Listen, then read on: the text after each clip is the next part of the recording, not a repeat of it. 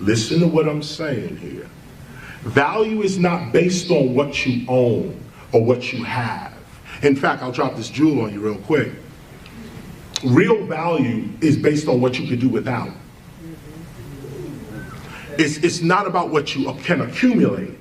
It's how functionable are you with nothing. And we can't function on nothing, so that becomes the scale. How low can you go? How deep can you go? Because after a while, if you really become a spiritual being, you don't rely on the world for nothing. Nothing. You enter the world, but you are not dependent upon the world. You're dependent upon invisible forces. What are the invisible forces? Love. People can't see love. They're too busy watching hate. It's all about your perception. If you see love, you see love. I'll say it again. If you see love, if you can see it, this is love right here. I'm seeing love. She in her own mind may believe, I'm not love. Love is bigger than me. I'm just whoever I am. No, that's in her head. She's only a dream character in my perception. She could be God for all I know. We don't know who anybody is, so why can't she be God? We don't know where God is, when God is, how God is, so why she can't be God? This woman right here, I choose with my perception to see her as God. This is an ancient African technique. God was never outside of your perception. God was never outside of what you thought. That's why Western man came and said, there is no God, they're just making it up. Right. But God is the greatest human invention in human history. And the reason being, the reason Africans created God is so that humanity in its infinity would never run out of something to rise to. This is why God exists. If you don't have God, you don't rise. There is nothing human about technology. Sorry. Nothing human about it. And this is what I want to say in terms of your spirit. What can you see? This is God to me. And I respect her and will treat her just like that. That's my perception of her. Now she can do something to break that perception. She could do something to enhance it. What if she knew that I thought she was God? There'd be something in her that would try to live up to the image that I see of her. There'd be something in her that when she approached me, she would at least have to either deny God or become. This is how, as a community, we treated each other. If there is no God, then we are not family. The only way we can be brothers or sisters is if we have the same parent. Think. We cannot call ourselves brothers or sisters if we don't have the same mother or father. When God is the eternal mother, we become all brothers and sisters. When we all say, yes, I am part of this idea called God, not a man in the sky, not even a not even a spirit in a separate consciousness. No, we don't have to get there yet. Let's just make God up right now, like our ancestors did. Nobody told them what God was. What God was your dead father.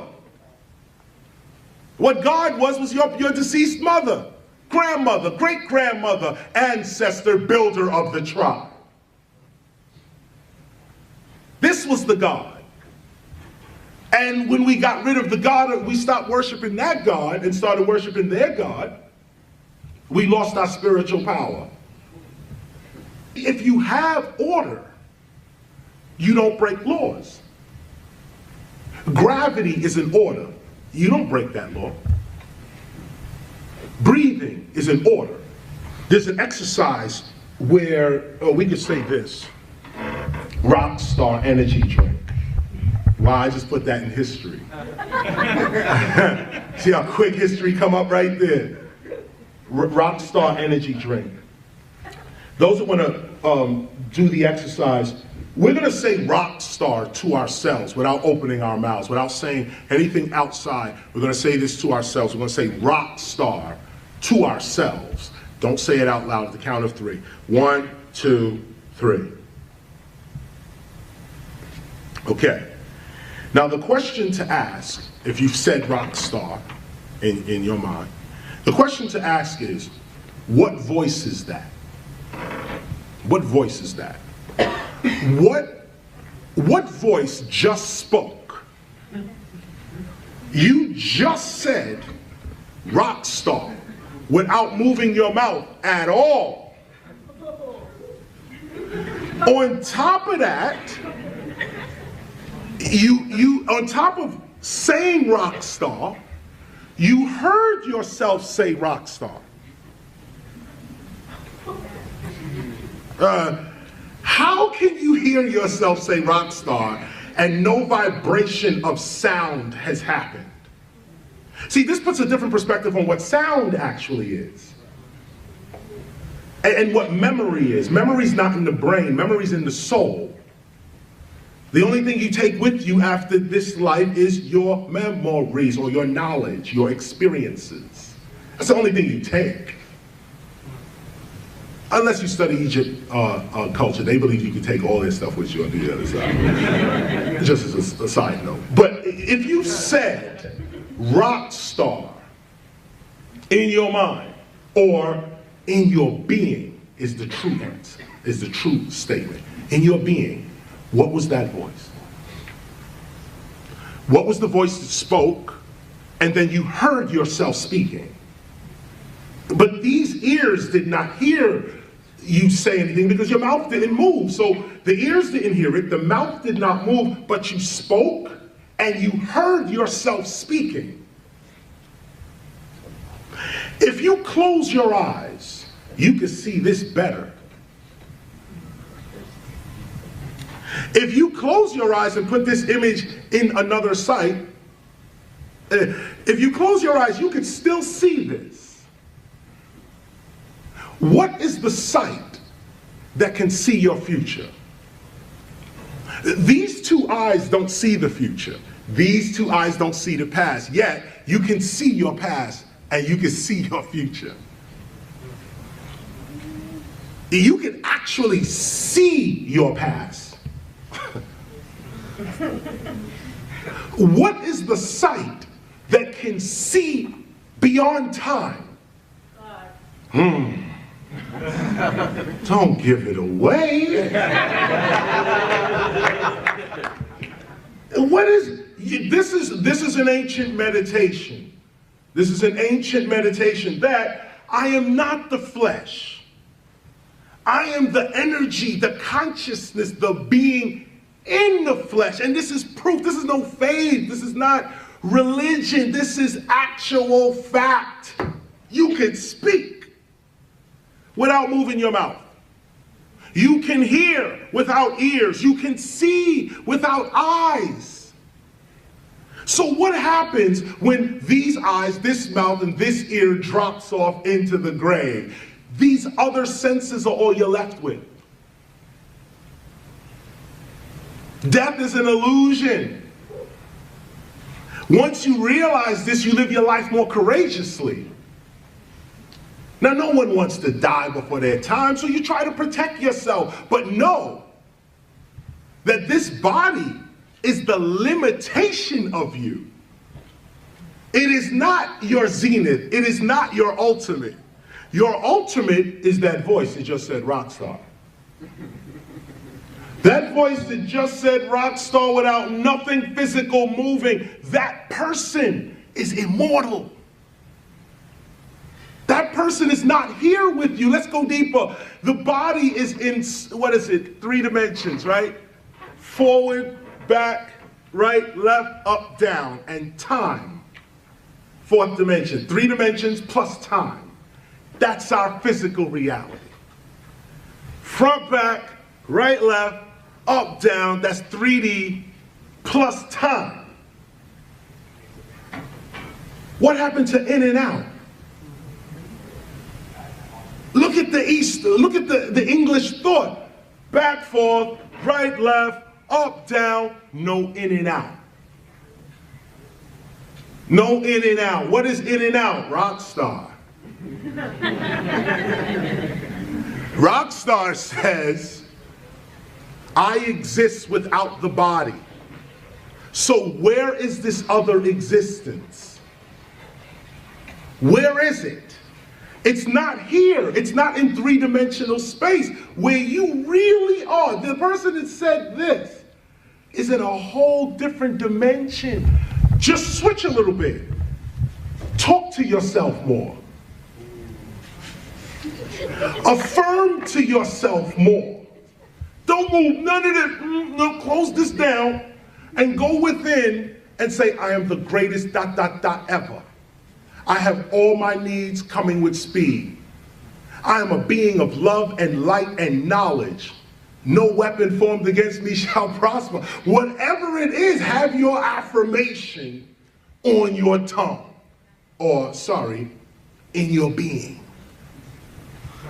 This is how the gods created this whole reality. The first humans, imagine, the first humans, they came from inner space. They came out. Study the Anunnakis. They came out of inner space. Not from outer space. Inner space. Rockstar. Before there was a body, there was this voice. Traveling in this voice's dimension.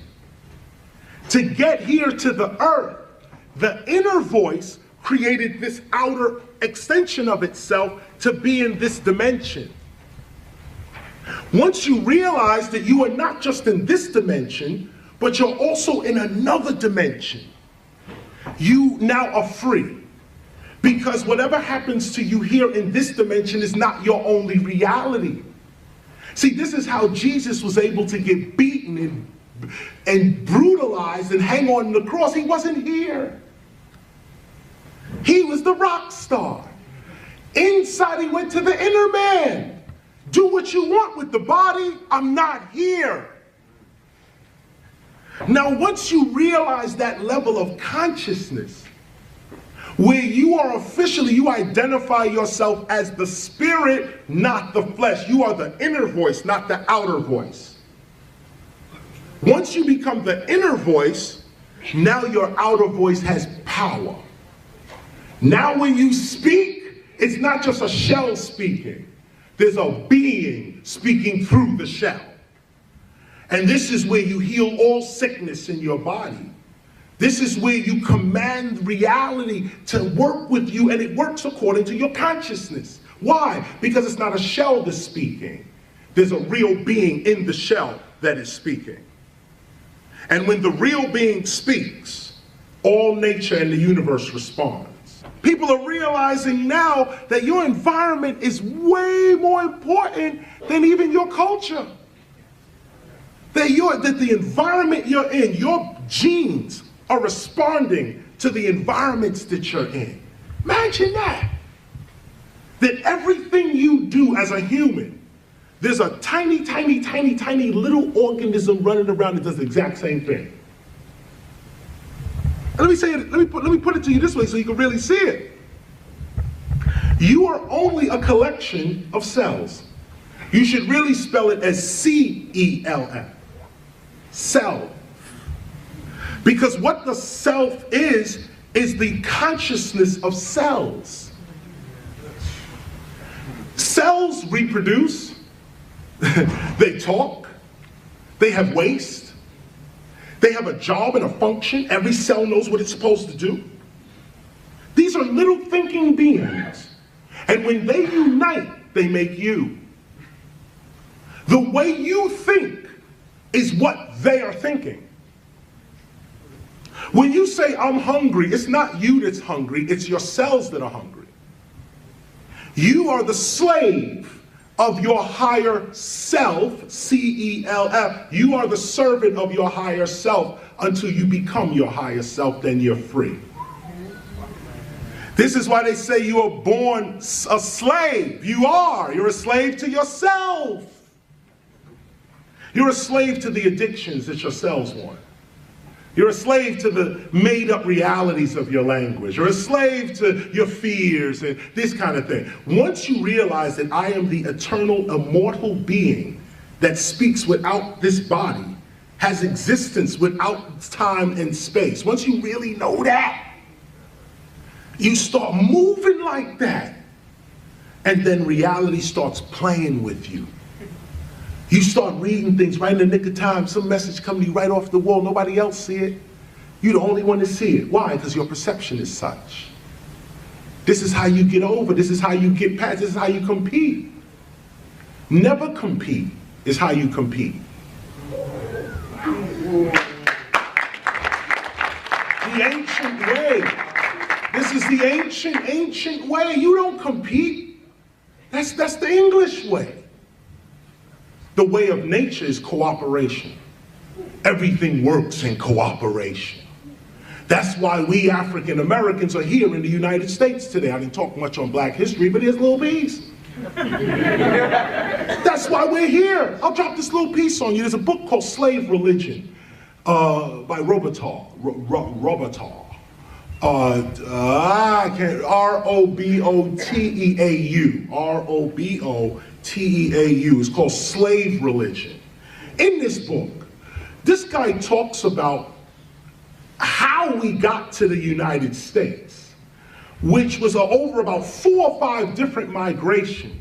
First of all, Africans were already here in the United States. We were already here from like 50,000 years ago.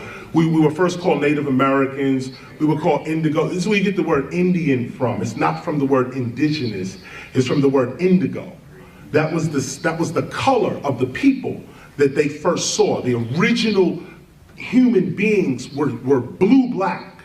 It's preserved in Hindu art. They have like Krishna in blue and all that. But now it's now more glamorized. But back in the days, humans were blue-black. They were called indigo. And when these Western explorers came to some of these islands, what they saw was really dark-skinned people. And they called them indigos. That became Indians or Indo. You said Indo-European, Indonesian, Indo.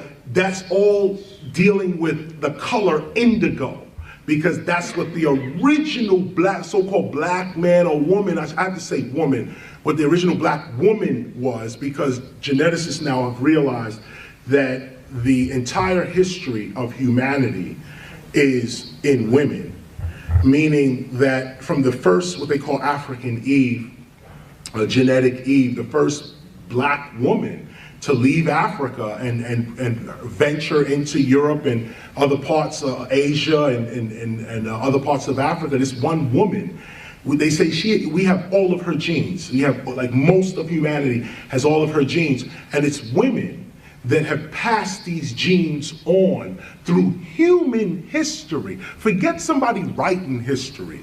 Your history is already imprinted on your genetic structure, and it's passed in humanity by women. So to disrespect a woman is literally to disrespect the whole history of humanity. Literally. To harm a woman is to actually harm the whole history of humanity, at least genetically. So I bring this little piece up because, come back to the indigo, come back to the Indian, come back to the fact that you were already here. The point I'm bringing up is this. You can escape white racism, white people included. Nobody wants racism, nobody. No rational human being is into that. That's why white folk fought for black independence. That's why there's an abolitionist movement. I talked about that earlier. That's why. if we appeal to the humanity in each other, then all these racial divisions, of course, will disappear. But we also have to become brothers and sisters, which means we need a God. A God. Something that we agree is above us all. Some people make law their God. Some people make love their God. All of these are good, but a godless person is a slave. This is what a slave was. It was first Islam in Africa, Arab Moors, they called them. Those tribes, they're the ones that are you today. Because what made you eligible for slavery was that you wasn't Muslim or Christian. First it was Islam that enslaved Africans. Then it was the Christians. Islam sold Africans to the Christians. Then the Christians took over with the Crusades. God wills it, and the Crusades started. And they defeated the Muslims and took the whole slave trade. But the ones they were enslaving was ones that were not Christian. At this point, if you were Muslim, you were getting enslaved now. But in the beginning, if you said Muslim, you said Christian, you were good. Those who were slaves who said, I'm not down with either one. I'm doing nature. I'm doing astronomy. I don't need to read. I don't need to write. I'm reading nature. These are the ones that were enslaved. These are the ones that made it to the United States. They talk all the time about Africans arriving in chains. That's a lie. Well, it's not a lie. Some did. Many did arrive in chains. But the history of Africans in this country is like, the way they tell it is like it's like saying 200 years from now, you're telling the history of African Americans today. And you say, look at Rodney King. Take a look at the prison system. Now these people were enslaved, weren't they? Yeah, were. Take a look at the poverty rate. Take a look at the health rate. Take a look at the lack of education. You would say 200 years from now, them people were enslaved, weren't they? Yeah. This is how slavery was 300 years ago. How can slavery exist for 300 years if you don't believe in it yourself? I don't even believe I'm saying that. How can slavery exist for 300 years if you don't believe in it? I could see it lasting for a week. Okay, a month. A year, then we revolted and got free. Okay, 2 years we were slaves. 300 years. 100 million Africans off the west coast of Africa. We weren't part of that? Nah, you gotta look at it today too. We still slaves today. It's just the slave population got bigger. It's now Asian and Europeans part of it too now. Now it's Latinos as well, and now it's Arabs and Hindus, and yeah. It's just the slave population got bigger. It didn't go nowhere because it was always a mental issue to begin with. Why are you a slave? Because I believe that my father and my mother are my God. I believe in my culture, and I don't need to believe in yours. Okay, put these chains on, let's go. I get here to America. I'm still looking for my ancestors. I'm still praising the ancestors. The white man is calling it voodoo. They call it Yoruba and all kind of other things, but this is just my ancestry. But here in this system, I can't be myself. There goes spirituality. You are a God in your environment. You are the God of your environment. You're not the God of the universe. You're not, no, but you are the God, the creator of your environment. And your environment is as large as your perception is. When I was in the Bronx, my environment was global. I was homeless with 2 nothings in my pocket. But I knew this science. I was raised by a strong woman. That's all I got to say. Strong woman, her name is Jacqueline Parker. If you ever meet her, give her $1. She's a strong woman, my mother. And she raised me. I was 8 years old. She never told me to turn the music off. In fact, when we was rapping and beating on the walls and the neighbors was complaining, she bought us Rapper's Delight. She bought us Funky 4+1 More, encouraged the hip hop in us. We didn't even know what it was, but Mom's was just unconditional love. And we was crazy. Me and my brother Kenny, crazy in Brooklyn. Crazy. But my moms loved us anyway. And this is what I'm saying to all mothers in this room right now. Your daughters, your sons, if you keep that love on them, they're going to be greater than anything you could possibly imagine. And this is the point, greater than you can imagine. This is the scary part, Mom. This is it. Your kids are greater than you can imagine. When you give them love, you make them greater than you can imagine. My mother could not imagine KRS-One. I was 12 when I told her I was going to be a rapper. I was 12. I said, Mom, I'm going to rap. She said, okay, yeah, let's get to the dishes. That's how it just went, just like that. I said, Mom, I'm going to be a rapper. Okay, yeah, we'll take out the garbage. Years later, here I am. We laugh about it now. I used to tell my brother all the time, yo, you're not playing your part in the movie. You know they're going to do a movie about us. This is way back in the, we like nobodies. But I had this knowledge. My mother used to turn me on to Ernest Holmes, Science of Mind. James Allen, As a Man Thinketh. She used to crack the Bible open on us, not every day, on Christmas and Easter. She used to open the Bible and talk about the birth of Christ. Not Jesus, Christ. What Jesus was called. That thing goes way back into history. She used to teach us about that. So Mom, you are the center of not only this universe genetically, spiritually, but also culturally. Hip hop is the way it is today, being portrayed in media because of women. Moms taught us that word bitch. We was in the other room when Moms was talking to her girlfriends. This bitch thinks she crazy. We was in the room listening to Moms. Where else did we get our language from? You could say the streets, but that's only other kids listening to their moms. Mom, you are the first teacher. If there's any activism to be done in this country, it is a return to motherhood on all levels. On all levels, from God to the parent. Mothers, at the least, America could boast that it's getting rid of sexism once and for all. It could boast that it's getting rid of racism because of Barack Obama's presidency. It hasn't, but it can boast. It can say, we're on our way. We got more work to do. You could at least boast it with Barack Obama, President Barack Obama's presidency. You could boast that. With Hillary Clinton, you could also boast the power of women.